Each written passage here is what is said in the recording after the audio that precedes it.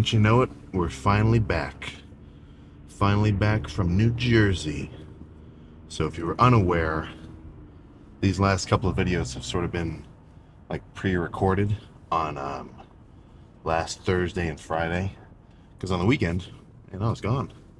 Saturday, dude, me, Ben, Fuad, and Patrick from Aries Nutrition, Mr. Pat, we went to Performance Strength Academy in New Jersey. And I'm not even joking, it was the best gym that I have ever been to. And I don't think you'd be able to say any different. Every fucking machine, dumbbells were super nice. They were like, just, all steel, everything. Cables, smooth as hell. Frankly, I felt a little bit spoiled, And in a way, it kind of made me think, like, is this really all necessary? I know it's super sweet. Like, if I could have that all the time, of course I'd probably want it. But I think there is something to making do with having a little bit less, right? You kind of get a little bit of an underdog mentality. It's like, oh yeah. I love thinking about it with like Dorian Yates when he's talking about like, I gotta fucking trudge through the snow and lift in the fucking basement in the ghetto. All these fuckers in California are, driving their convertibles to Golds and like hanging out at the beach. Those fucking pussies. Like some shit like that. That I kind of like that. I think I lean toward the grungier side rather than the well, what do we call it? The spoiled side? But, no matter where you're lifting, regardless of the equipment that you have at your disposal, frankly, I don't think it's going to make a massive difference in your gains. If you actually have it in your mind, like, okay, I want to get big, I want to train hard, or maybe not even get big, I want to train hard. And then whatever the point of that training is whatever. Maybe you're training for size, muscle growth, bodybuilding. Maybe you're training for strength. Maybe you're training just to be an overall athletic freak, right? As long as you kind of have that internal drive, who gives a fuck if you've got to use a cable that's kind of like a little bit grindy, not super smooth, or if all your dumbbells are super rusty, right? If you don't have every Nautilus machine available in the fucking world, it's not going to change the fact that a lat pull down is still going to give you a crazy lat pump, or like a bend over dumbbell row is going to smash. Well, honestly, dumbbell rows, I get more lats than mid back, but you get what I'm saying. In no way will you ever beat the basics, right? I'm talking squat, normal ass alternating dumbbell curl, incline bench, uh, just imagine basic lifts. That's the kind of stuff which I think you really need to be putting a ton of emphasis into. I think only once you've reached a point of development where you actually do have to not pick and choose, but kind of selectively work on specific muscle groups. Like for me, I'm getting to the point where I think I need to spend a period of time almost training a little bit of my body pretty much primarily and then skipping the rest. Like for me, I want bigger legs, bigger triceps, and then after those, a bigger chest. Those are my top 3 wants. Legs, triceps, actually probably triceps first. I think triceps are number 1 on my list as my body part I want to grow the most and, bring up to par with everything else. And then legs, and then chest. So I'm almost kind of thinking like if I want to spend maybe a month just hitting those 3, like imagine just doing a leg day, tricep only day, and then a chest day, or maybe splitting it up in a way such that I don't have to do triceps right before or after chest, because they do kind of come into play. Like imagine a 4-day split: hamstrings, chest, quads, triceps, and just repeating and just skipping everything else. Still doing cardio, of course, but those are the only muscles that are really getting stimulation. Do I think they'd have more of a chance to grow than if I'm hitting everything else at once? Dude, I think they'd have to. maybe I'll look into what kind of results people have gotten from doing like selective body part training. But we hear it all the time with I guess the only person I really can think of right now off the top of my head is Jay Cutler. He's like, dude, my legs were fucking. I had to take 3 years off legs and bring my body up to par, or bring my upper body up to par with my legs. So, following that logic, you think if everything else is on par, but you got a couple of weak points, it could be beneficial just to selectively train those and give everything else a break. But that's just sort of some of the stuff that I'm thinking about now. But not to get too detailed in the grand scheme of the training, the plan for tonight is back. And you know what? Every back day, I mean, I sort of say the same thing. I'm like, what are we gonna do for back? Fucking whatever. We'll find out. Because I think you can hit your back in a pretty well varied amount of fucking ways. You can do. Well, let me just kind of get into what I think about it. So with back, it's not like chest, at least not for me. Because for me, with chest, apart from like warming up on the cables, I want to start my chest day with mostly heavy pressing. Maybe some machine press or cable press, but for the most part, workouts for chest for me, this might not be everybody else, but for me, heavy pressing followed by more squeezing, pump-based movements. So, let's say like incline bench, incline dumbbell, a couple sets there, maybe another hammer strength press, and then move on to like cable flies or pec deck, stuff like that. That combination and that order, that's usually how I like it.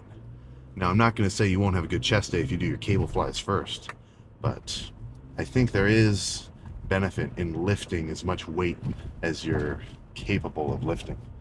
And I don't just mean like making your sets hard, but when you're fresh, I think the guy who's going to hit like 2 plates or 275 for 10 on incline as his first few working sets, rather than the guy who's going to do like cable flies first and then 185 on incline for his working sets. I do kind of prefer the heavier guy who presses first. And I'm not saying that that's a guaranteed better gains result situation, but that is just kind of what I lean towards. But with back, it's not so complicated, or I don't like to do it in such a specific way, because I can start my back day off with heavy rows or with heavy pull downs, or I could start it off with like light pullovers and really just focus on squeezing and like pre-exhausting my lats before getting into the weights. And I could start with, I could do all my lat bias movements first, like pull downs, pullovers, maybe like a pull down machine, and then finish with rows.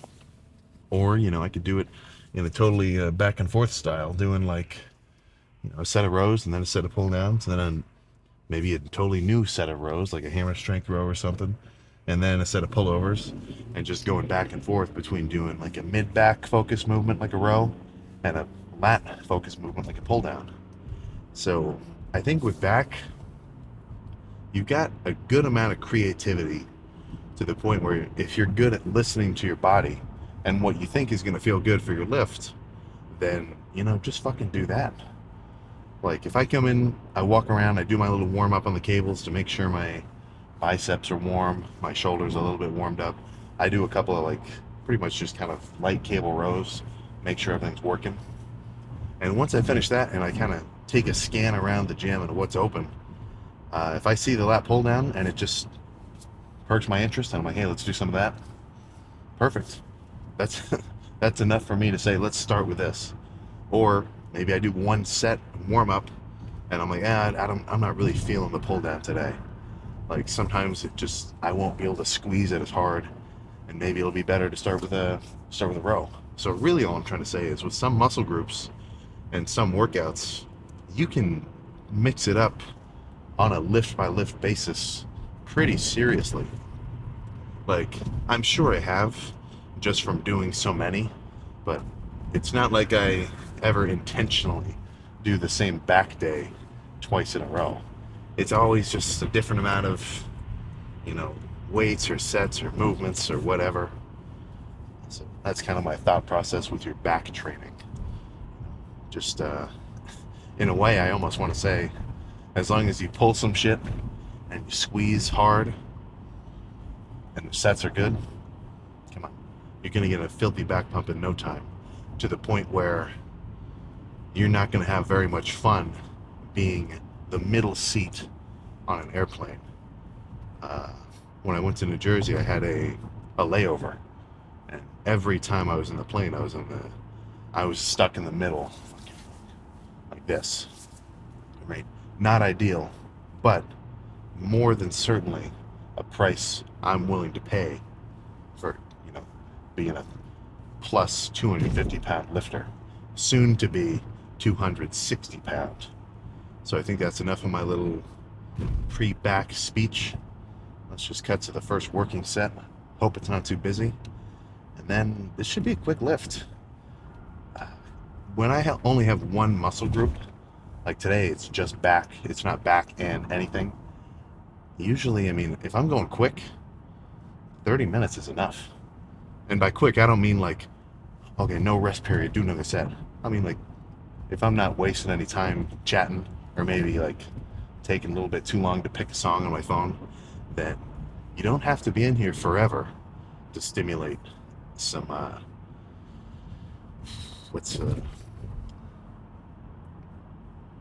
hypertrophy.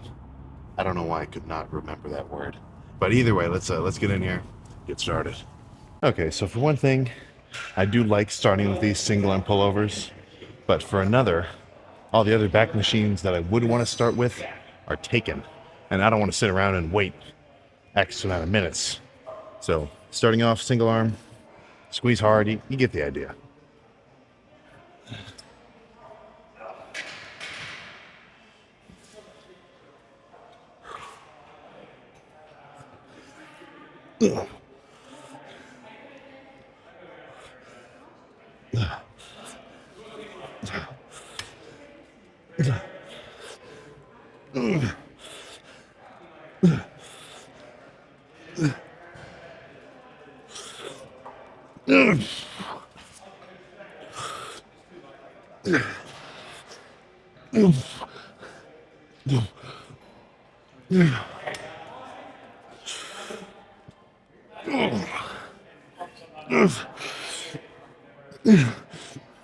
Okay.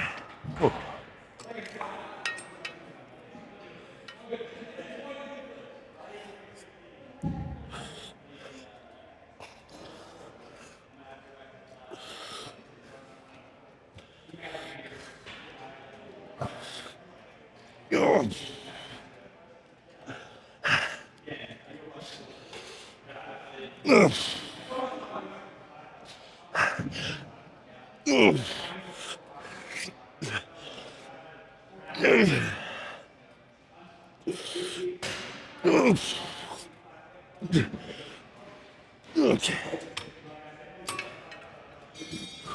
One more.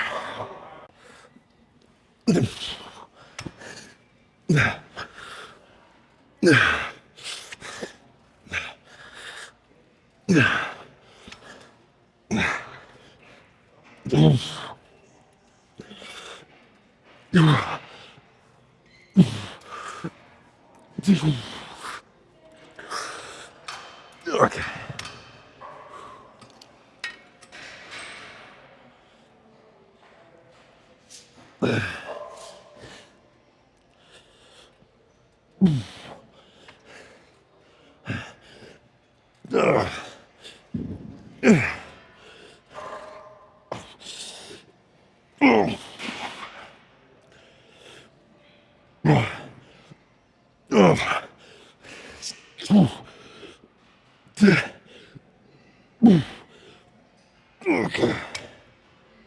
Okay.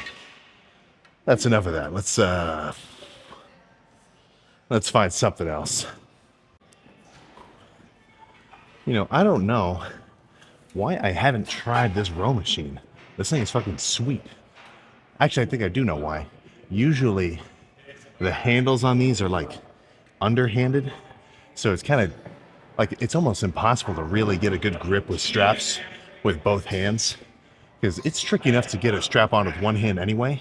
So trying to put one on backwards and then the other one, it just kind of fucks with you. But this one, it's got kind of an overhanded grip. So I'm not going to try to go crazy with the weight, just 2.5 plates. And I'm going to be very methodical with the squeeze to the point where I want to like even hold it for a second, which I know is maybe against my character, but not exactly, you know. Like, look, I love a heavy set. Like, I love throwing the stack around on pull downs, swing a little bit with partials, but you can't just do the same kind of training style all the time.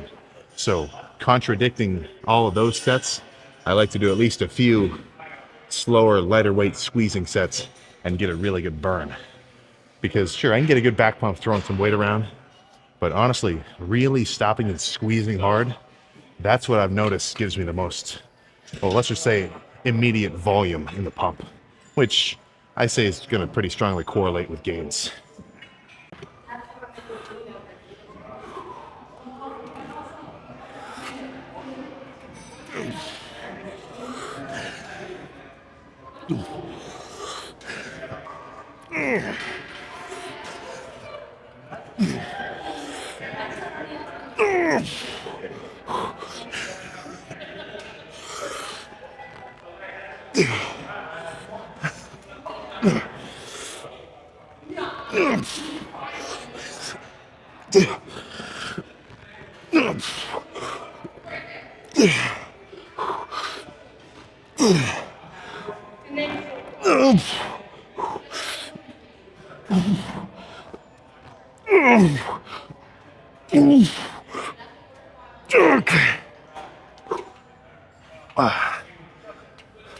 Let's go a little heavier, but same style.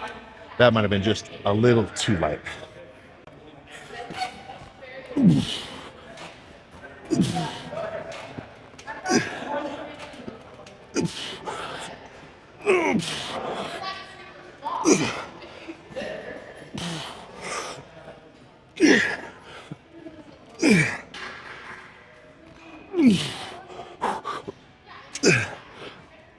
Okay. Let's do a little rest pause, a few seconds. The set after this, I'm gonna add another plate and just do a dirty one.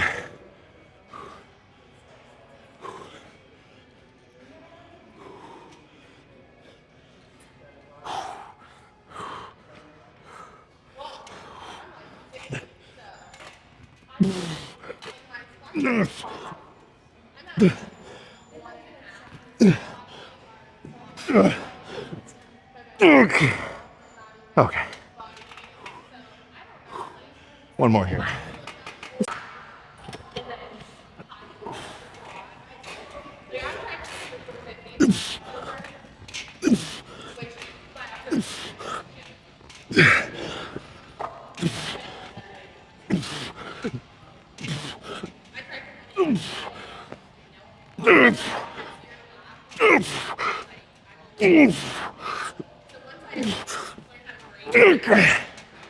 Okay.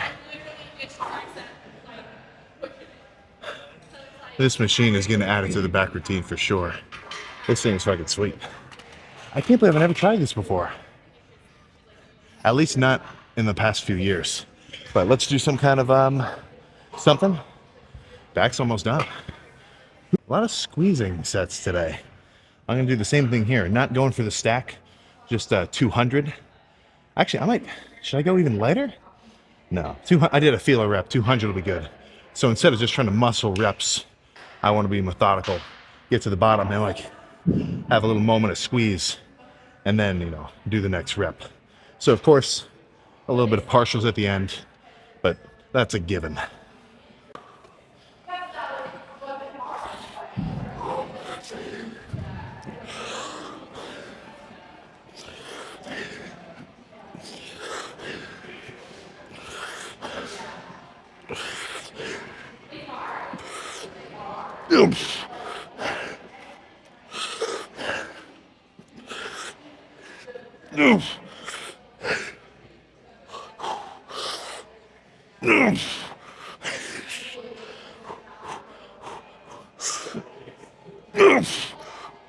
Okay.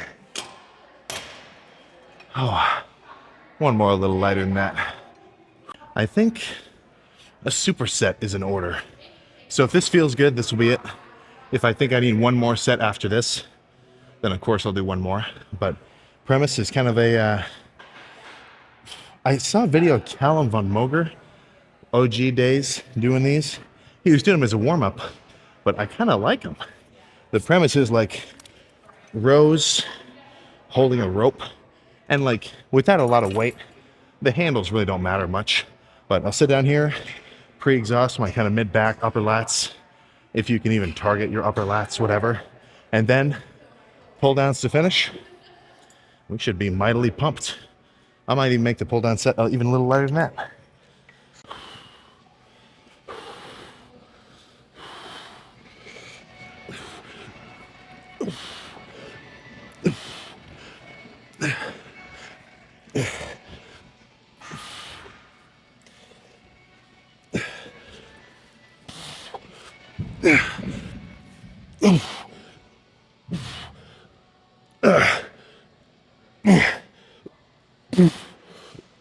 Okay. Oh, goodness. I'll take a little wider grip than normal, too.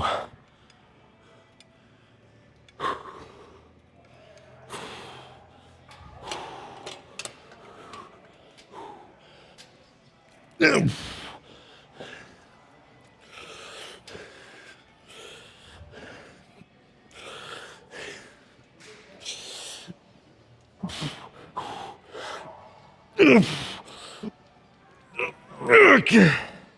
Oh. All right. Let's go check the back pump, goddammit. Okay. So, 2 sets of pullovers, 3 sets of those machine rows, 3, and 2 sets of pull downs, 1 with the superset. But 7, that's about right. By the time I'm in that range, if the sets were hard, I should be fully pumped. Let's get a quick through the shirt lat spread. Boy. Oh yeah. All right, just by feeling, just by being accustomed with my build, I know this is a good one. So let's actually get down to business. So I forgot to mention, holy shit. You know, it's cool seeing like big numbers in terms of the views and the following, but when you guys actually show up in person at these fucking meet and greets, it's fucking crazy. Oh my goodness. But enough of that. Let's actually get into the pump.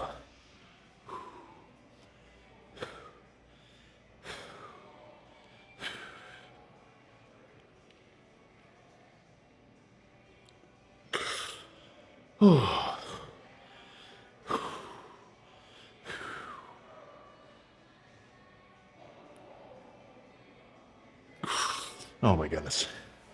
All right, now same thing from the back. Oh.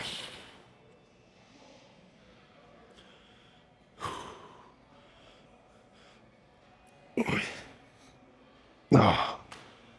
Ooh. Dude, even holding these poses, it's like just putting my back on fire because all my traps and my everything have to like pull my arm into place. But well worth the discomfort. That is for sure. Oh. Let's put my fucking shirt on and go eat something. Back day complete to my satisfaction. That was good. And honestly, my preparation was not fucking awesome today either. And what I mean by that is I was like flying all day, half sleeping, and then as soon as I got back to the house, I mean, sure, I had some food on the way and I was drinking a bunch of like Gatorade and fruit snacks and shit on the plane, but not legit ass meals. So I kind of lucked out in a way. Usually what'll happen is if I don't eat a ton of food when I'm bulking up, I can really tell, because pump wise, the lifts will suffer. because I don't have so much, glycogen and, well, pretty much just internally bodily fluids, at least the likes of which actually improve my pump. So, good lift regardless. Now, my main responsibility is to get home and fucking chow down. Fucking chow down. So, let's, what else is there to discuss, man? Not freaking much. Back pumped, new machine used, and that's another oh, dude, I love bringing this up. Just because you haven't used something for a long time, or maybe you kind of have a bit of a preconception in your mind, like, oh, I don't really like close grip rows. Oh, I don't really like this. You could be totally valid, because that could be based on a legit experience. Like, I've used machines where, oh my god, this sucks. Fucking never touch it for months. But then, for whatever reason, maybe everything else was taken, or I just get kind of curious. I go back to it, and then the machine feels fucking sweet. There is a bit of an X factor, which sort of determines whether or not a movement kind of clicks. At least that's sort of what I've noticed. Like, I'll have days where, I mean, not so much because I've been doing like all incline bench, but sometimes I'll do incline bench and it just doesn't really, it makes my elbows feel kind of weird and my shoulders kind of they just feel a little bit unnatural in the movement path. And then I'd want to do like dumbbell instead. Or, sometimes I do a lat pull down, like it was my first movement. I did this on the back day before this one. And, I just don't really feel like that squeeze at the bottom. Like today, at the end of the lift, those lat pull downs felt fucking sweet. Because I could get a good stretch like normal, but then really like kind of lock it in at the bottom. So, some movements that will feel a little bit different on a lift to lift basis. And that's up to you to be able to kind of recognize and say, okay, I'm not really feeling these pull downs. Let's do pullovers instead. Or I don't love this row machine, but the one next to it actually does look pretty cool. Let's try that one. And if you can't really develop that sense, then I guess you're kind of, I mean, I don't want to kind of like make it sound bad, but you're probably more prone to have scrappy lifts. If I couldn't tell like that the problem was I couldn't, just for whatever reason, I just can't feel this lat pull down. Like, if I couldn't think in my mind like, okay, this doesn't feel that good, let's move on to something else that will, and be able to like pick a movement which you think is actually going to feel better and ends up feeling better. If you can't make those on the fly adjustments, then you're kind of just stuck with whatever you sort of had preconceived in your mind. Like if you have a workout that you just remember, or if you're reading off of like a written routine, I think the ability to kind of make on the fly changes like that, dependent on how you feel in the moment, I think that is going to improve your training not insignificantly. Now, I'm not saying if you're a beginner that you should be jumping around every machine like, oh, I need this lat pull down to feel good. No, man, you got to build a certain amount of experience first. So this is more for like the kind of intermediate advanced lifter, this sort of tip. But yeah, if lat pull downs just aren't really your thing on that specific day, don't just sit there and fucking do shitty sets, man. Do something else. Because what's going to be better? Let's say you had a workout written, 2 sets of lat pull downs, 2 sets of cable rows, 2 sets of machine pull downs, and maybe, I don't know, whatever, right? What if every fucking movement kind of just felt like shit? Maybe not every movement, that's kind of, you'd just have a really shitty day if everything felt bad. But let's say, 2 out of 3 of your exercises didn't really click with you. Maybe it was the order or just something. Right? Dude, you're going to be way better off if you do 2 other movements and switch them both out for ones that actually do feel good. There is a sort of give and take with the workout, in a sense of course, you need to bring some intensity to the table, right? Obviously. But if the movements that you're doing feel good to go at, right? If you can really squeeze hard and get a good, just concentrated squeeze on the top of a bicep curl, or if you're doing incline bench and you can actually feel your pecs firing, mind muscle connection style, right? If everything is just clicking, then it's kind of going to be like a positive feedback loop, because the harder you go, the more enjoyable your sets are going to be, because like, oh dude, this feels fucking sweet, and then you're more hyped to hit the next one. right? So not only do I think that kind of on-the-fly adjustment is going to improve your actual training, right, just on an objective level, but your subjective like enjoyment of the lift, dude, I'm not going to say it's going to like triple, but if you're doing a lift where every set you're actually fucking satisfied with it at the end, compared to a lift where every set you're like, oh, this fucking, where it just feels like work, dude. I mean, that's almost a rhetorical hypothetical. Obviously, you know which one's going to be better. So I think that's my I almost said final and finishing at the same time. That's going to be my final note there. So, plan for tomorrow. It's going to be cardio. I'm losing my mind with my mouth right now. Cardio and calves in the morning, and then arms in the evening. So back on our actual 4-day split routine. But come on, man. You're seriously skipping your cardio? And you know what? It's probably even yeah. I guess if you're skipping cardio, then that means that you at least do it on a regular enough basis to skip it. You wouldn't say someone's skipping school if they're just a dropout, right? So I think when I say there's a lot of cardio skippers out there, it's almost not even the right term. I think the real term is like there's a lot of cardio delinquents who it was never even in their mind in the first place to go do it. I'm not joking. You only have positives to gain from adding consistent cardio into your routine. I say it enough. I don't want to do like a whole cardio speech, but dude, I'm serious. If you're having a plateau, or maybe you're bulking up and you're getting a little bit too soft, or you can tell that in your training, some of your sets, you have to end the set because you got winded and not because you really hit muscular failure, that might be a little bit more important for like heavy lifts like squats. You're not really going to get winded and have to drop the dumbbells during a set of lateral raises. But you get what I'm saying. The only fucking negative that's associated with doing your cardio, I'm not even going to say daily. You should. Obviously, daily's the best. But even me, I have some days where I don't do it. Like, if I'm only going to get a little bit of sleep, then in the morning I will sleep in a little bit just to get a bit more recovery or, whatever. But on a more often than not basis, you can bet your bottom dollar that I'm sitting on the cardio bike pedaling. Oh yeah, I don't know why I went on a little tangent. The only negative is the fact that you just have to do it. Oh my goodness. Come on. Are you guys for real? I'm not you, so you can do whatever the hell you want. But just because you can do whatever you want doesn't mean I'm not going to judge you for it. So that's my final note.